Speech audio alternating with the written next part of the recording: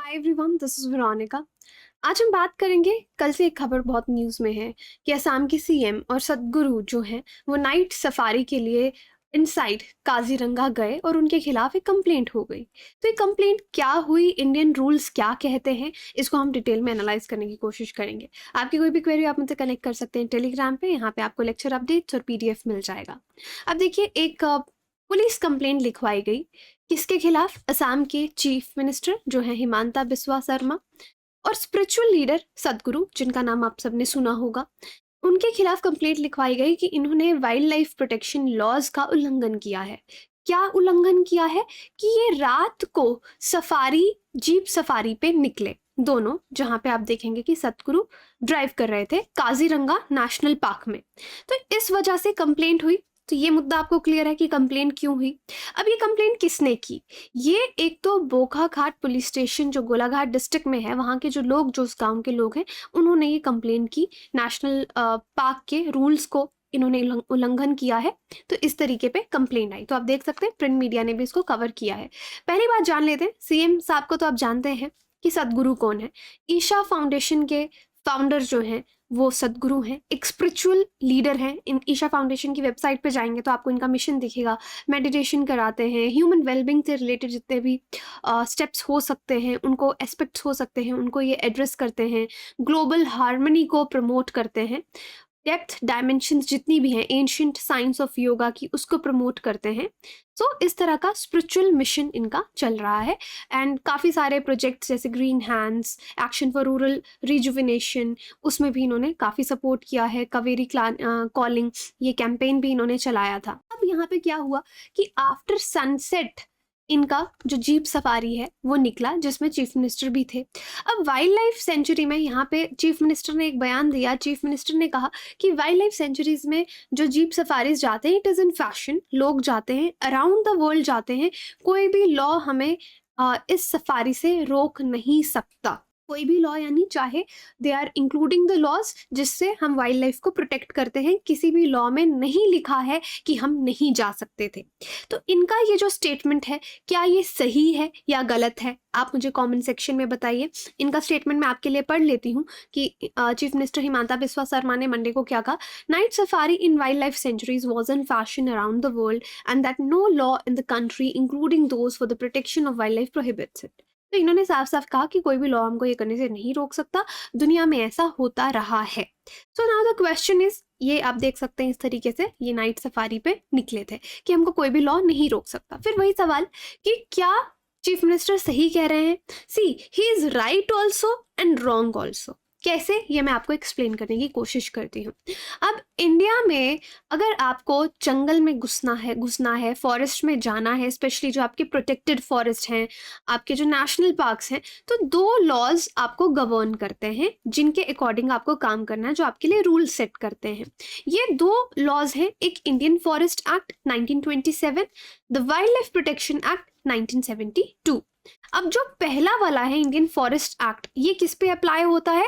जितने भी आपके रिजर्व फॉरेस्ट हैं, वहां पे कोई ट्रेसपास ना करे, उन पे अप्लाई होता है। अब जो लोग गांव में रहते हैं वो डायरेक्टली यहाँ से गुजर सकते हैं। जो किसी भी रिजर्व फॉरेस्ट के आसपास गांव में लोग बसे हुए हैं वो जा सकते हैं without any permission, they don't need permission. But in case कोई टूरिस्ट है, बाहर के लोग हैं, तो उनको परमिशन लेना पड़ेगा। किसका? डीएफओ, डिविजनल फॉरेस्ट ऑफिसर का। वही उनको परमिशन देंगे, तभी वो फॉरेस्ट में किसी भी पर्पस के लिए एंटर कर सकते हैं। So this is the thing in India. अब ये हमने बात की इंडियन फॉरेस्ट एक्ट की। Next is your wild life protection act. इसको भी ध्यान से समझना। वाइल्ड लाइफ प्रोटेक्शन एक्ट में पावर किसके पास है? चीफ वाइल्ड लाइफ वार्डन के पास। जो स्टेट का चीफ वाइल्ड लाइफ वार्डन होगा, उसके पास पावर है कि वो टूरिस्ट के लिए लॉ बनाएगा कि टूरिस्ट किस टाइम आएंगे, क्या रूल्स फॉलो करेंगे। सो एम्पावर किसको करता है ये act? Chief wild life warden को, कि वो लॉज फ्रेम करेंगे टूरिस्ट के लिए जो प्रोटेक्टेड एरिया में एंटर हो रहे हैं, सेंचुरीज में, नेशनल पार्क्स में। सेम एक्ट में ही अगर वो टाइगर रिजर्व है तो पावर किसके पास है? नेशनल टाइगर कंजर्वेशन अथॉरिटी यानी एनटीसीए के पास पावर्स हैं कि टाइगर रिजर्व्स के रूल्स वो डिसाइड करेंगे। अब काजीरंगा जो है वो नेशनल पार्क भी है, टाइगर रिजर्व भी है। अब चीफ वाइल्ड लाइफ वार्डन देखिए, सपोज कि उन्होंने कोई भी रूल्स बना रखे हैं ऑलरेडी, कोई भी टाइमिंग दे रखी है, वो स्टैंडिंग रूल्स हैं, तो उनको पहले उनसे अप्रूवल लेना है स्टेट गवर्नमेंट का, अगर उन्होंने कुछ चेंजेस इसमें करनी है। एक बार वैसे तो अगर आप देखें चीफ वाइल्ड लाइफ वार्डन को जो चीफ मिनिस्टर है वो डायरेक्ट कर सकते हैं कि आप रूल चेंज करो, लेकिन उसको होने में वक्त लगता है। अगर कोई स्टैंडिंग रूल ऑलरेडी बना हुआ है by chief wild life warden, आप उसको वायलेट नहीं कर सकते। सो कोई भी रूल एक बार सेट किया गया है वार्डन के द्वारा, उसको कोई भी वायलेट नहीं कर सकता, चाहे वो सुपीरियर ऑफिसर्स हों, एग्जीक्यूटिव्स हों या चीफ मिनिस्टर ही क्यों ना हो। तो इस लाइन को मैं आपके लिए पढ़ती हूँ। While a chief wild life warden must act with the previous approval of the state government, कि स्टेट गवर्नमेंट का अप्रूवल चाहिए, बट जो एक बार रूल्स हैं उसको आप वायलेट नहीं कर सकते, कोई भी सुपीरियर ऑफिसर, ना ही सीएम। एंड ऑफ कोर्स जैसे मैंने आपको बताया, चीफ मिनिस्टर डायरेक्ट कर सकते हैं चीफ वाइल्ड लाइफ वार्डन को स्टेट के कि आप मॉडिफाई कर दो, कुछ रूल्स आप नए बना दो, उनको चेंज कर दो, लेकिन स्टैंडिंग रूल को वायलेट नहीं कर सकते, उसका उल्लंघन नहीं कर सकते। आई होप ये दोनों लाइंस बहुत इंपॉर्टेंट है यहाँ पे समझने के लिए, और आपको ये क्लियर है। अगर कोई वायलेट करता है तो पेनल्टी, उसको सजा मिलेगी under wild life protection act. अब यहाँ पे इस केस में जो ये वाला मुद्दा हुआ, यहाँ पे क्लियर नहीं है कि जो रूल्स थे वो चेंज हुए थे या नहीं हुए थे। हो सकता है कि पहले से नाइट सफारी वहाँ पे अलाउड हो, रूल्स ऑलरेडी चेंज्ड हो, दैट वी डोंट नो। अब करंट लॉ अगर आप काजीरंगा का देखेंगे तो क्या है, जैसे भी जितने भी नेशनल पार्क्स हैं, टाइगर रिजर्व्स हैं इंडिया के, काजीरंगा भी वैसे सनसेट के बाद, जब सूरज डूब जाता है, सनसेट के बाद अलाउ नहीं करता है, जो टूरिस्ट हैं उनको अलाउ नहीं किया जाता। लेकिन अभी भी ये अनक्लियर है कि रूल मॉडिफाई हुआ है या नहीं हुआ है, या चीफ मिनिस्टर ने स्पेशल टूर के लिए कोई prior permission chief wild life warden से ली थी या नहीं ली थी। So this remains unclear here. अब बाकी स्टेट्स में इंडिया की क्या रूल्स हैं। जुलाई इस साल अगर आप देखें, एनटीसीए ने मध्य प्रदेश को कहा कि नाइट सफारीज को बंद कर दो। तो इंडिया में नाइट सफारीज को इतना प्रमोट नहीं किया जाता, यहाँ पे इन्होंने मध्य प्रदेश को ये डायरेक्शन दी नाइट सफारी को बंद कर दो, लेकिन स्टेट ने फिर भी रिक्वेस्ट किया एनटीसीए को कि रिकंसीडर करो, कुछ जगह नाइट सफारीज जो है 3 रिजर्व्स में आप रहने दो। 2010 में कर्नाटका हाई कोर्ट ने भी अलाउ किया था स्टेट गवर्नमेंट को कि आप नाइट सफारी जो है उसको कंडक्ट करने दो, लेकिन किसी लिमिटेड एरिया में, 50 hectares of Bannerghatta national park. Okay, तो आप देख सकते हैं कि सेफ्टी और सिक्योरिटी, किसकी सेफ्टी और सिक्योरिटी, वाइल्ड लाइफ की और टूरिस्ट की, दोनों को देखते हुए ये रूल सेट किए जाते हैं। अब दुनिया में क्या सीन है इसका, अराउंड द वर्ल्ड क्या होता है, नाइट सफारीज आपकी चलती हैं, क्योंकि बाहर आप देखेंगे प्राइवेट फॉरेस्ट भी है, इंडिया में we don't have private forest. तो प्राइवेट फॉरेस्ट में टूरिस्ट को टूरिज्म प्रमोट करने के लिए नाइट सफारीज आपकी चलती हैं। You see Botswana, South Africa, Tanzania, Kenya, Zimbabwe, Namibia. Night boat safaris भी चलती हैं ब्राज़ील में, अमेजोन रिवर पे आप देखेंगे। सिंगापुर में तो एकदम से आर्टिफिशियल एक्सपीरियंस दिलवाते हैं ये लोग, world first nocturnal wildlife park करके। तो around the world night safaris are there. तो इंडिया और बाहर में ऐसा फ़र्क क्या है कि इंडिया में नाइट सफारीज जनरली एनकरेज नहीं की जाती। एक तो टाइप ऑफ फॉरेस्ट, बाहर आप देखेंगे बड़े बड़े ग्रासलैंड्स हैं, ईजिली आप वाइल्ड लाइफ जो एनिमल्स हैं उनको स्पॉट कर सकते हैं, सिक्योरिटी भी अच्छी रहती है, एकदम से कोई जानवर नहीं आ जाएगा।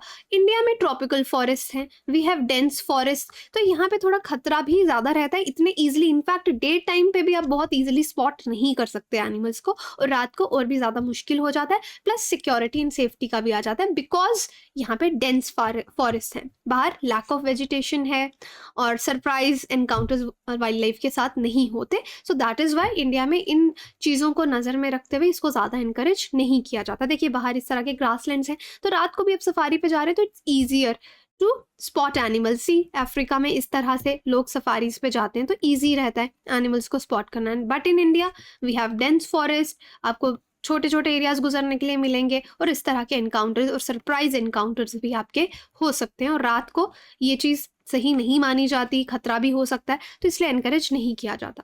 So now what is the way ahead, या इस पूरे मसले का हम क्या हल निकालते हैं कि वाइल्ड लाइफ शायद कुछ केसेस में वीवीआईपी मूवमेंट्स के लिए कई बार पावर रहती है कि रूल्स को कई बार बेंड किया जाता है, लेकिन जब रूल्स को बेंड किया जाता है आपके लिए न्यू नॉर्मल्स बन जाते हैं, फिर और भी लोग उनको वायलेट करने लग जाते हैं। बट ऑब्वियसली गवर्नमेंट के पास हर तरह की पावर है कि वो नाइट ड्राइव्स अलाउ कर सकते हैं, बट दिन को जिस तरह से अगर अलाउ करेंगे, रात को बहुत ज़्यादा अलाउ करेंगे, तो दिन को आप देख ही सकते हैं कितनी सफारीज टूरिस्ट के लिए आती हैं, तो वो रात को भी शुरू हो जाएंगी। लेकिन यहाँ पे सेफ्टी का भी सीन है, सो सेफ्टी सिक्योरिटी बैलेंस रखते हुए टूरिज्म के साथ हमको यहाँ पे डिसीजन लेना है। और रात को वैसे भी लोग, एनवायरमेंटलिस्ट कहते हैं कि एनिमल्स के लिए भी लाइट और नॉइस सही नहीं है, तो उनको भी एक नेचुरल इन्वायरमेंट देने के लिए, प्रोटेक्ट करने के लिए इसको एनकरेज नहीं किया जाता। तो दिस इज़ इट। आपके इस पे क्या व्यूज़ हैं आप मुझे बता सकते हैं। बाकी आप अपनी प्रिपरेशन अनअकैडमी के साथ ईजी कर सकते हैं। You can choose Unacademy because आपको बहुत सारे एडुकेटर्स मिलते हैं, आप किसी से भी पढ़ सकते हैं, बेस्ट एडुकेटर्स आपको पढ़ा रहे हैं। 20% डिस्काउंट चल रहा है, you can use the code वीरो यूपीएससी। अगर आप मेरी पर्सनल गाइडेंस चाहते हैं, let me know on the Telegram. Latest batch 29 से शुरू हो रहा है, इसमें आप एनरोल कर सकते हैं। मेंस टेस्ट सीरीज शुरू है, उसमें एनरोल कीजिए। आइकॉनिक में आपको मेंटोर दिया जाता है, this is the best part of iconic subscriptions. और उसके साथ साथ physical notes, live doubt solving, many other things. EMI अगर आप लेते हैं कोई भी इंटरेस्ट आपको नहीं पड़ेगा। ऑप्शनल टेस्ट सीरीज भी शुरू हो रही है हमारी, you can subscribe for it. Doubt दरबार लास्ट 29 तक है अब, तो आप थर्सडे 7 PM आप रजिस्टर कर सकते हैं। So this is my Telegram again. You can connect with me. This is Veronica_UPSC. Connect कर सकते हैं for queries and PDFs. Thank you so much.